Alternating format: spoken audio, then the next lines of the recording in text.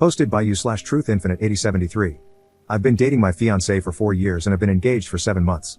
We were trying to plan a wedding for roughly fall next year, but now I'm not so sure.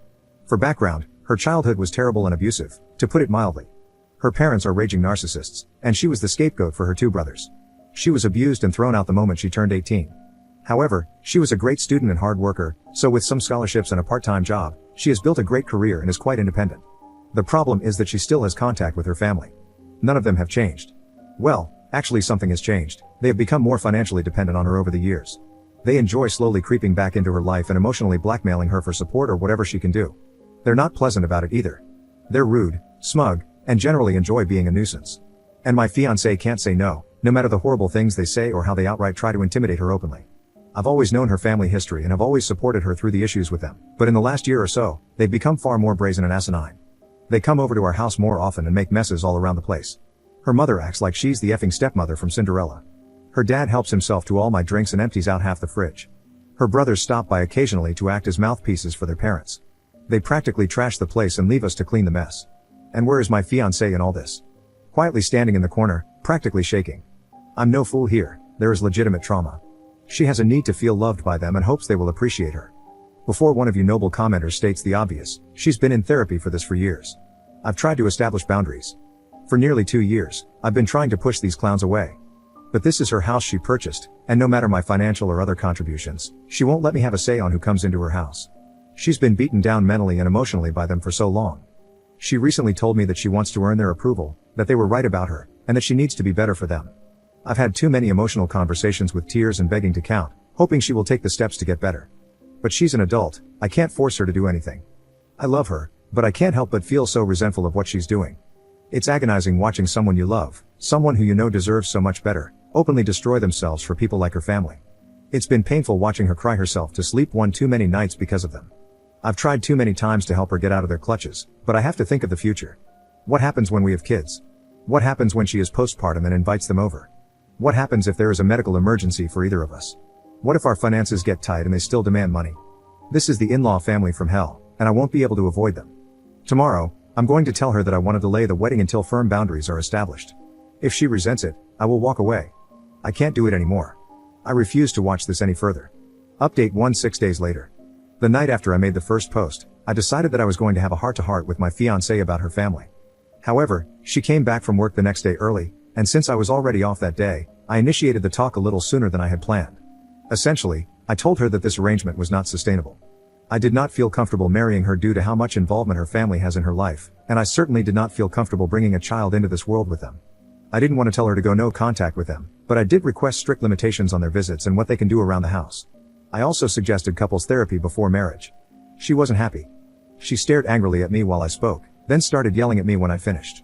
She told me I don't understand their dynamic and that it worked for her. I told her that they're abusive users who will bleed her dry and that I have never seen them show any decency to her. She responded that she just had to work harder for them to appreciate her. I basically yelled at her that a parent's child shouldn't have to beg and plead and work to be loved. I finally told her that she needs to set limits with them, or I will walk away. She was livid, and since I was living in her house, I was kicked out. So, for the past few days, I have been staying in a hotel, and my stuff has been taken out and put into storage. Frankly, it's been great. I am going to stay with family for a few weeks around mid-July, and after that, I'm going to go house hunting for myself. I have spent the last couple of days relaxing, catching up on movies and video games I haven't had time for, and coming back from work to a quiet room without her family tearing the place apart. Yesterday, however, things came to a head. We have basically been no contact since she booted me out, but I know every Saturday her family loves to spend the afternoon over, and she uses me as a shield from their abuse. In a very petty move, I simply kept my phone muted all day and played video games. I knew she would call for help with her family, and at this point, pure resentment was kicking in. I wanted nothing to do with her issues. By the end of the night, she had sent me over a dozen texts and finally 2 frantic voicemails begging me to come home. I decided to go over to check on her. Long story short, she was sobbing in the living room, and when I came to talk to her, she was practically crushing my back, hugging me and sobbing. I gave her time to cool off and asked what happened. Long story short, her parents and brother came over to demand money from her and say horrible things to her. She wanted me to come over to help, but I was ignoring her. When she tried to have one of her friends help out and everyone basically said, "Hell no," it all started clicking for her. She kicked her family out, but not before they said some utterly vile things to her that I won't repeat. She kept apologizing to me and begged me to come home. I told her plainly that I had started to build up heavy resentment towards her for some time. While I loved her and understood it was trauma and not her being outright abusive, there were major issues that would need to be addressed if we were to move forward. 1. She sells the house and moves. We make roughly the same amount of money, so we will buy a house together. I am a grown man, and I will not live in a house where I have no equal agency. 2. Her family will never step foot in it. They will never come over. They will be treated very threateningly by me if they try to come in. 3. She gets a new therapist, and we start premarital counseling. 4. She never makes me interact with her family. And 5. We will go low contact with her family right now, but make no mistake, we are working towards full no contact on her end. I told her I love her, that we have been together for a while and have beautiful memories together, and that I know she is suffering from abuse. However, these conditions are non-negotiable. If she has a problem with any of them, then we have to go our separate ways. She told me she's realized for a while now that her family is toxic and unhealthy, and she wants to make changes. She has accepted my terms, but some of these will take a while to see through. For now, I'm going to stay in the hotel until I head back to stay with my family. She is welcome to come over, but I have made it clear that her house is not somewhere I want to go. Her and I are both off tomorrow, so we will spend the day here and maybe go out. This is obviously not over yet, but I might not post anything else until mid-August or so. Update 5 days later. Despite all intentions of not updating until much later, with the hopes of an improved relationship with my fiancée and her establishing boundaries with her toxic family, we are now broken up. Essentially, what happened was that after last weekend, when I left her to deal with her family herself, she seemed to finally grasp the situation and was open to changes, including boundaries and a possible move. We spent Monday and Tuesday hanging out in my hotel until I went back to my family for a couple of weeks. The other night, she was being very vague with texting when she was originally supposed to come over. She came much later than expected, and I knew something was up.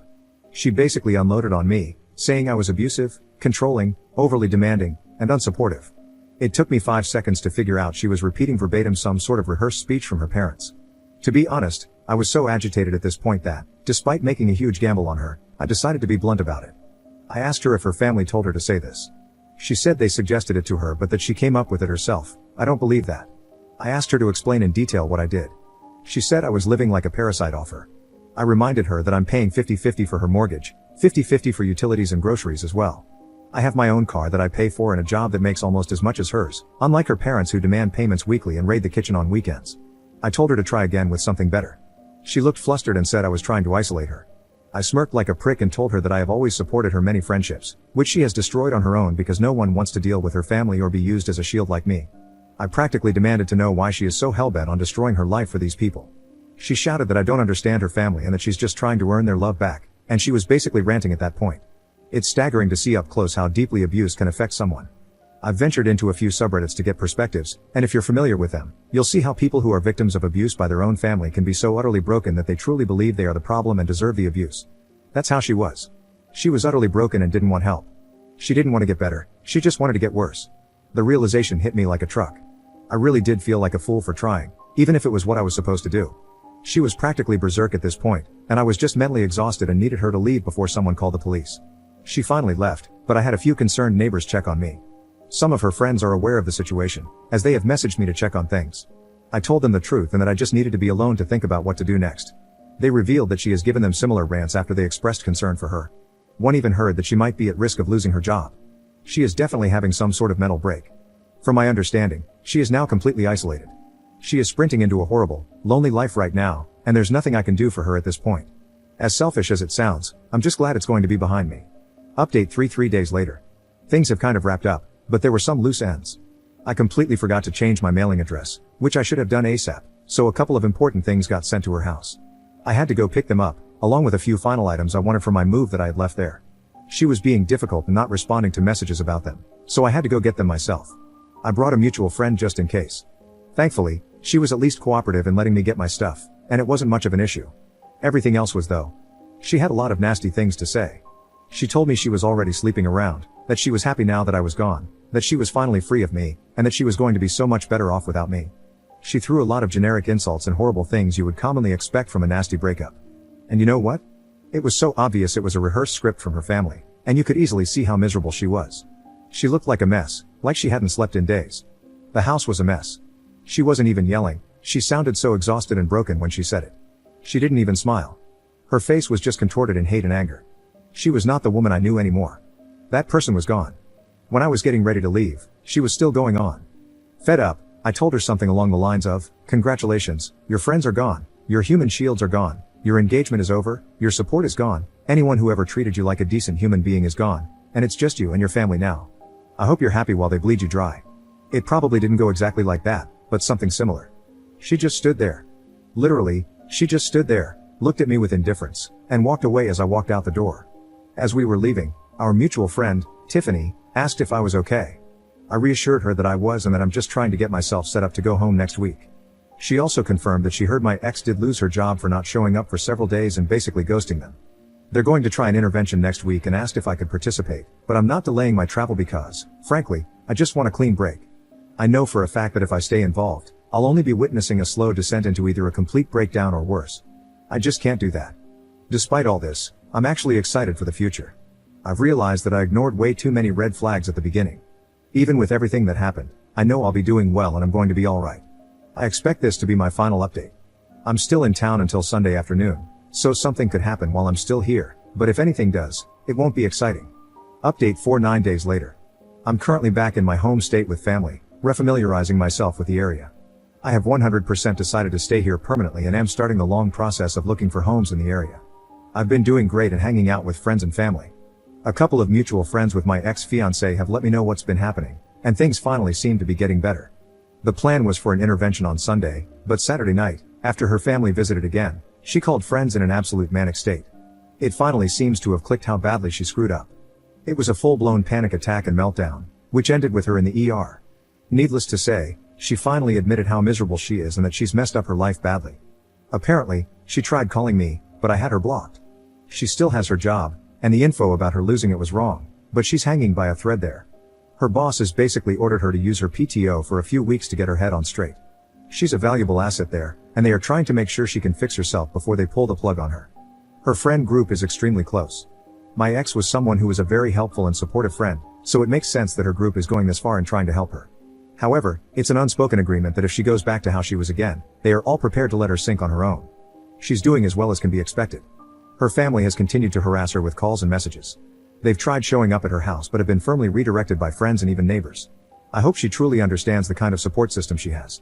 As trashy family disputes usually go, her parents and brothers have taken it to Facebook. From what I heard, this has actually been in my ex's favor, as it has exposed their behavior to many more people and seems to have shut them up for a little. Finally, she had one of the mutuals pass a message to me. Essentially, it was her admitting all the horrible things she said to me were not true and were influenced by her family, as I knew they were. She apologized for how things ended and hoped we could one day reconnect. Sadly, I had to relay that we need to stay separated for good and that she just needs to focus on her healing. I told her I still care for her and wish her the best, but this needs to be our goodbye. The message seems to have been passed along, and her friends are helping her process that. She's got a long way to go, but I hope she can find her peace as I am finding mine. Update 1 month later. I didn't actually think I'd post another entry to this mess. I've been doing very well since I came back home. All of my stuff made it back here, and I am currently set up with my family while I house hunt. I've gotten my job set up here and have been back to work this past week. I occasionally come here to comment and crap post, but that's it. Unfortunately, despite all the intentions of my ex's friends, the situation is now truly over in the worst way, and the friend group has been shattered as a result. My ex has taken her own life. Pretty much everything I'm going to relay, I learned last night. Since I left, her friends have been helping her get back on her feet, pushing her toward better therapy, helping her establish boundaries with her family, and getting her out of the house. They truly went above and beyond. However, Tiffany, the friend who was there helping me the last time I talked face to face with my ex, began to grow suspicious when she saw my ex becoming touchy-feely with her boyfriend, Daniel, when they hung out at her house. I don't know too many details about when push came to shove, but she eventually got a hold of her boyfriend's phone when he was asleep and found very intimate messages between them. As a giant shocker to me, these dated over 5 months back. Tiffany obviously lost her crap and told everyone. What no one could have expected was the crap show that followed. Daniel, Tiffany's now ex, in a massive screw-it move, threw another member of the friend group, Joseph, under the bus, claiming he had helped cover for him. Joseph's girlfriend, in turn, dumped him and kicked him out of her house. A friend group consisting of around 9 people, including my ex, practically exploded, and the only people who still talk to each other are Tiffany and Joseph's ex. Mind you, as I was being told this, I was informed that although I have been away for around a month, all of this happened literally in the first week. Immediately, my ex lost her entire support system and was essentially fully blamed for everything. This only exacerbated her already declining mental state. Of course, everyone wanted to know why she did all that to one of her best friends. She just gave the usual spiel about how they had grown close, he was a good support system for her, and, of course, she had told her family about him, and they approved of him instead of me. The night I left her house to go to my hotel, she then invited him over. Apparently, her endgame was to leave me for him eventually. However, he wouldn't leave Tiffany for her, and he utterly loathed hearing about her family. So he obviously wouldn't go for anything more than a secret affair.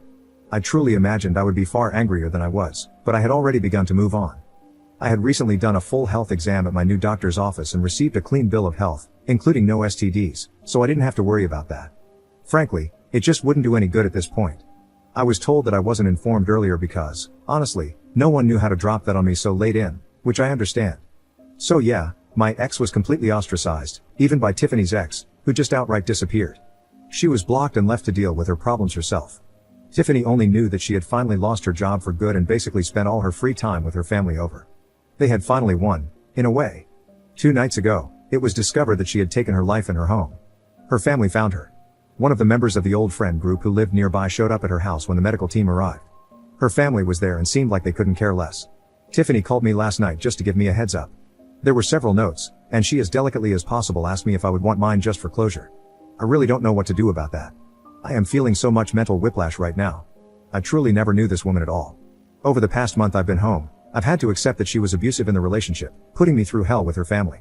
Now it seems like that was a way to try and drive me off so she could be in the arms of another man her family seemed to like.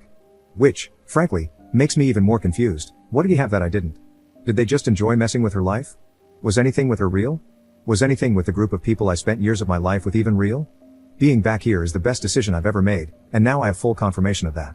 I can start some therapy to process this mess, spend time with an actually trustworthy group of people face to face instead of online, and I have family close by for support.